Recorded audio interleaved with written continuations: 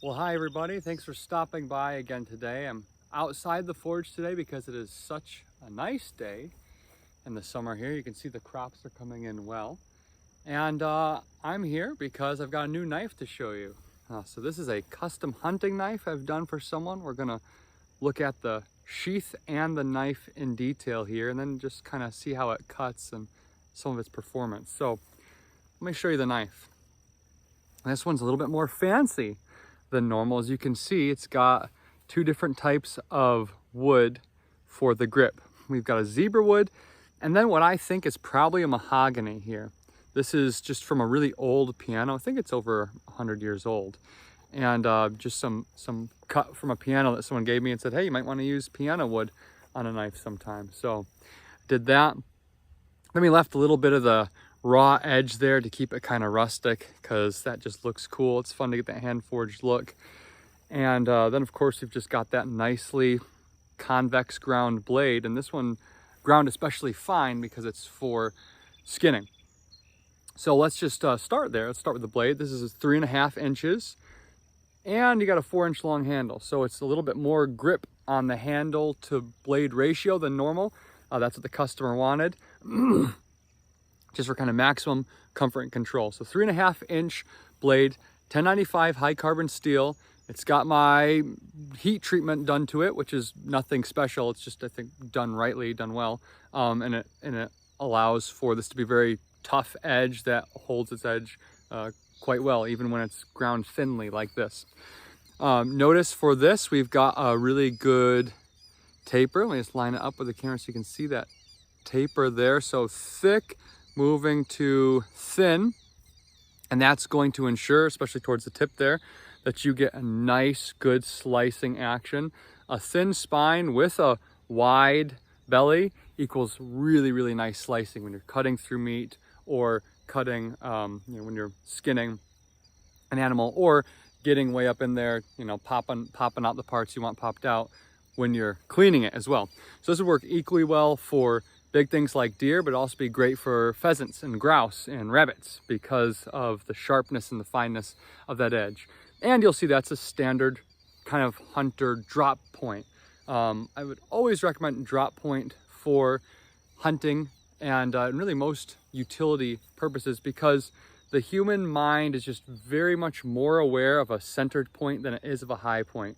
When you got a tanto or a sweeping skinner point, you're often going to find yourself cutting yourself with that tip because it's strange for the mind to be having to think about something up here. My hand is here, and if the tip is up here, it's just weird. It doesn't work. When the tip is centered in the middle of your hand, you're just more aware of that. You're used to using things in this range. You're not used to holding here and controlling something out here. So a high point or a sweeping point, I wouldn't recommend for skinning and utility and really most things, just because it's harder to keep track.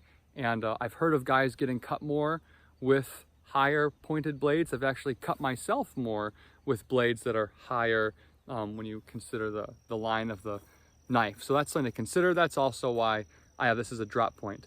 Also, drop point puts the point in the middle, so it's just really easy to put your finger up there and treat it like a sharpened finger. Move your finger back and pierce something with it because it's centered, and turn it around, slide up the skin or the belly, whatever you're doing.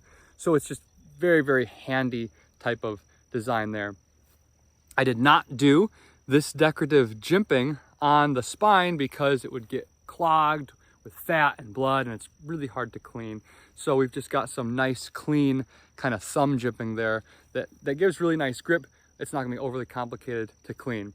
This is, again, a very finely ground convex grind. This is even a little bit thinner than I would do my normal convex grinds, on something like this, where this is more of a real utility woodsman blade. This is chopping and doing a lot of heavy cutting. So that's got kind of a beefier, is it called niku? The Japanese call it with regard to their katana. You can see that's thinner, and that's just got a lot more meat to it. So this is going to slice a little bit more finely. This is going to be a little bit more durable. But this is, purpose driven. So that's why it's finer like that. Then you get to the handle, super comfortable, really like it. just feels good. And you've got handles really often get overlooked with handmade knives. I see handmade knives all the time, and the things that are always overlooked or often overlooked are the handle being actually comfortable. I can tell just by looking at it, it's too round, it's too flat, it's too sharp at the transitions, it's not going to be comfortable. And of course, then the blade, especially towards the tip of many custom knives, doesn't get done properly, in my opinion. That's a different video, but if you look at this, it's not so round that it's spinning around in your hand, and it's not so flat that it's, you know, giving you uncomfortable blisters. It's just perfect. You've got rounded shoulders, but still kind of square shoulders there. And you've got a comfortable taper towards the front, widening towards the back. There's no part of this that's gonna abrade your hand or be uncomfortable with your hand. It just fits really nicely. And I can't really convey that through the camera. You've got to feel it yourself. And then of course, we've just kind of got that cool little pop of brass there. It looks so nice with the brass pins. So there you go for the specs. And now let's look at some of the ways and some of the smoothness in which it actually cuts through material. Well, let's take a look at some of the performance here. You got your just kind of standard paper cutting deals, and that's nice and all good to go. Nice long clean cuts of paper. Something a little more challenging is, I don't know if you ever tried to cut through this 8-ounce leather, but it can be a daunting task. But yeah, I mean, here we can just really slide right through it. It's hard to get a knife that really slides cleanly through leather like that. Try that sometime if you got some leather on hand, and it will really show you if you've got your edge and edge geometry squared away. Here's another hard thing to cut through. A pair of canvas pants here, especially when you got that triple seam there. That can be difficult, but we can just zip right through those bad boys. And yeah, again, that can be a difficult task, but getting through that seam, you know, is pretty tough. We can just get right through it though. So there's another kind of a relatable medium to cut through. How about some hemp rope? There's always actually this is sisal rope. This is always a good one to go through. You can just crunch, crunch, crunch, crunch, crunch, crunch, crunch. Cut it up like carrots. You gotta have pretty good edge geometry to do that as well. It needs to be pretty sharp to do that. Then of course you've got your kind of ubiquitous cardboard. Chopping up cardboard here. And you know, sharp isn't terribly impressive. Anyone can get anything sharp. It's really the edge geometry. How easily does it move through this medium? Because you can get a really, you know, knife with really bad edge geometry really sharp and make it look good for a while.